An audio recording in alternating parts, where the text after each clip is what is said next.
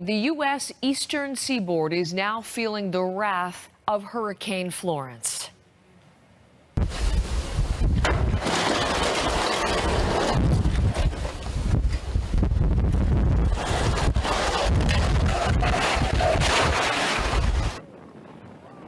These are some of the scenes from overnight in North Carolina. Winds of up to 150 kilometers an hour tearing down much in their path. Catastrophic flash flooding swallowing up streets. Life-threatening storm surge on the coast as well. Florence is about to make landfall in North Carolina now as a Category 1 storm. Let's give you the live look of what is happening as Florence lashes the Carolinas. These are both shots of Wilmington, North Carolina. So you see some of the momentum as it sweeps across both North and South Carolina. That was one of the streets, now of course overrun with water, and this a local marina. Whipping winds, relentless rain expected to hammer the coast starting now and right through the weekend.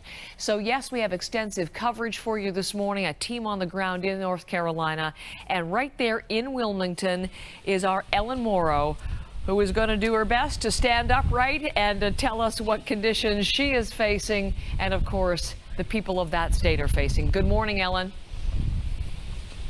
Good morning, Heather. Well, we're getting a huge gust of wind right now, Heather. The eye wall, I don't even know if you can hear me probably very well right now, but the eye wall is now coming ashore here in Wilmington.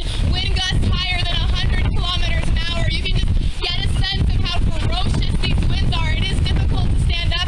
I should tell you we are shielded, so we're not taking a risk to our safety right now. We're barely outside of our hotel. What makes it eerie is that there's no power in this area, so you can't see anything. All you can hear and feel are these ferocious wind gusts as the eye wall of this storm is coming on shore.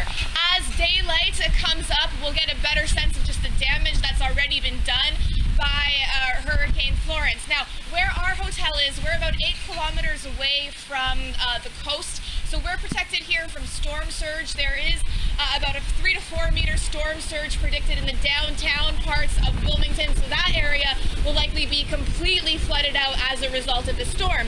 Even though we are away from the vulnerable areas to storm surge, though, there are several flash flood warnings for this area. So you really get a sense of just the power of Hurricane Florence as it's coming on shore here in Wilmington. Our hotel where we're staying, and most of the hotels in the area are completely sold out. It's media who are staying here, but also people who've evacuated from their homes, who didn't feel safe, who wanted to come to hotels. And you can see why people would perhaps not feel safe in their homes with this fierce wind that we're experiencing right now as the storm comes on shore. Okay, I just want to be very clear, Ellen. We want you to be safe through all of our coverage this morning. So if you have to stop at any time and take shelter, we will certainly do that. As you say, we're just getting to update you, the National Hurricane Center, which is in Florida, issuing a flash just moments ago that, as you suggest, the eye wall is moving on shore and landfall of the center will occur very soon. So we're going to be watching that. Now, it is ferocious right now. It's amazing. Downgraded to Category 1, but obviously the wind gusts are still very, very strong. And they're talking particularly about storm surge, Ellen. There was a point just before midnight. There's going to be another one today. This is partly what's making this storm so dangerous. Tell us more. Well, that's exactly right. The storm surge is the big threat. Obviously, these winds are destructive. They are so powerful. But the storm surge in these low-lying coastal areas are what makes these storms so deadly. A lot of people that we've spoken to have said, yes, they're concerned about the wind. They're more concerned about the water. We have to tell you, Heather, some of these areas here are just so vulnerable to this kind of flooding. We were in beach areas that were, very, very, very low sea level. And I think we can play you a clip from the governor of North Carolina about just how difficult this storm will be. We are ready for this response to emergency. I think with all of the rescue teams that we have in place and all of the shelters that we're setting up, I think we can get through this initial part of the storm. But as every day goes by, I think we can all see the significant challenges ahead of us.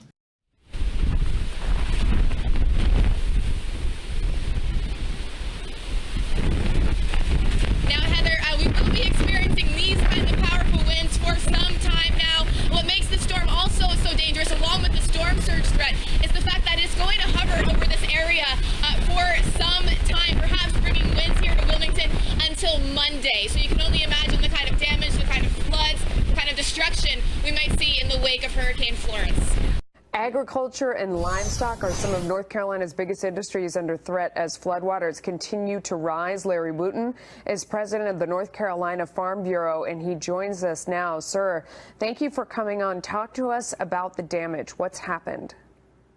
Well, we're certainly blessed in North Carolina that this storm that came ashore was downgraded from a Category 3 or 4 to a Category 1.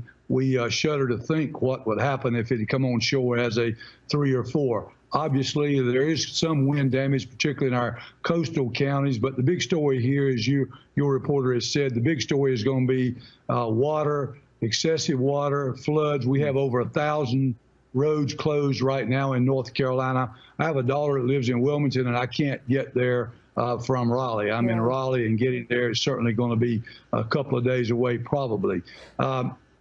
Agriculture was in the bullseye of this storm. It couldn't have come at a worse time for North Carolina agriculture. We're just beginning the harvest of many of our crops. Some we haven't harvested any at all, like cotton and peanuts. Our tobacco harvest was about 50% complete. It's questionable how much that's left in the field is going to be salvageable. Much of our corn was out. We don't know what the damage is to the soybeans yet. The biggest thing that's got to happen is the water's got to get out of these roads so that we can get to these livestock operations, these poultry operations, make sure they're okay.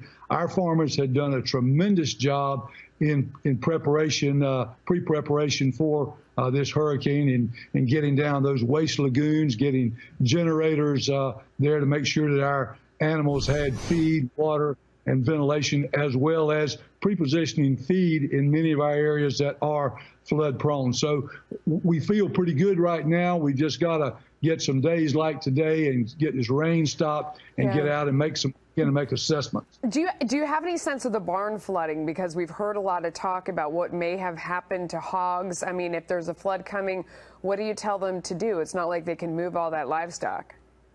Any of the livestock that looked like it was going to be in jeopardy was moved. We have not heard of any barns being overflooded. Lagoons have not been breached. That is just that is literally hogwash. This was being put out there that there's mass disaster in North Carolina's pork industry. That nothing could be farther from the truth. Well, I am so glad that you came on to straighten us out about what's real news and what's fake news, Larry. Our prayers are with all of you and for a speedy recovery, and thank you for checking in. We appreciate it. Good man. The storm surge was the first indication that Florence was making landfall. Homes along the beachfront standing no chance against the rising water. And soon the flooding spread to rivers and estuaries. Residents left to compare it to previous hurricanes they've survived. This is the highest I have ever seen it. Floyd, Irene, Isabel. Overnight, the winds picked up, the more fragile structures standing no chance.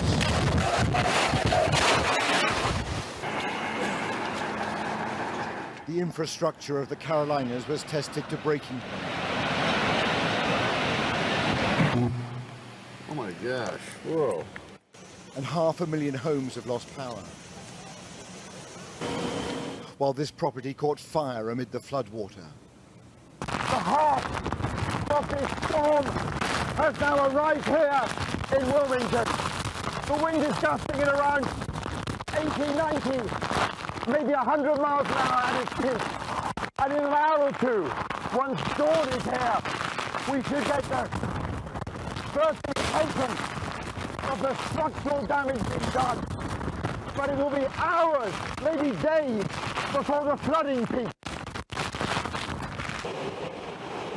It will peak only later because this storm is exceptionally slow moving and has stalled as a Category 1 hurricane over the coast. First light saw river rescues underway as people were helped to safety from flooded homes and from marooned communities. We got you. You're not going anywhere. Here in Wilmington, A mother and her infant were killed when a tree fell on their house, making them among the first victims of the hurricane. But they may not be the last, and there were stark warnings from the governors of both Carolinas, making clear this is far from over. Surviving this storm will be a test of endurance, teamwork, common sense, and patience. But don't take things into your own hands and take a chance.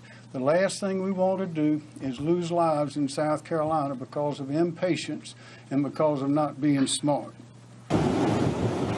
And yet there were signs of a few people showing almost no patience, plunging back into the surf despite those warnings. The impact of Florence will next be felt inland, as the high winds and the floods endanger small towns. This remains a life-threatening storm, creating havoc across multiple states. And with rivers and creeks still rising, no one is prepared to say the worst is over. Well, Robert, you clearly caught the full force of it earlier, but it's the amount of water which has fallen that could yet prove extremely dangerous. That's absolutely right. I mean, this storm is moving very slowly in a southwesterly direction, moving pretty much at walking speed at 3 or 4 miles an hour. But the point the governors are making is just because the wind is somewhat diminished, that does not mean a decreased risk of flooding. And this river here, the Cape Fear River, is a case in point. It is still rising. In fact, the ocean is that way and the river is moving that way inland. In other words, the storm surge alone has changed the direction of this river. And that is very bad news for the communities in around the creeks and the rivers inland. And then, Julie, just imagine when these rains reach the contours of the Appalachians, then there is a risk of flash flooding, of mudslides in Georgia, Tennessee, West Virginia. So this risk is going to extend for some days. It's why the National Guard have been mobilized in 10 states. It's why officials here, right across the eastern seaboard, are saying that they need to stay very vigilant in the challenging days ahead. Well, Robert, we hope you get some shelter soon. Thank you very much indeed for that. Well,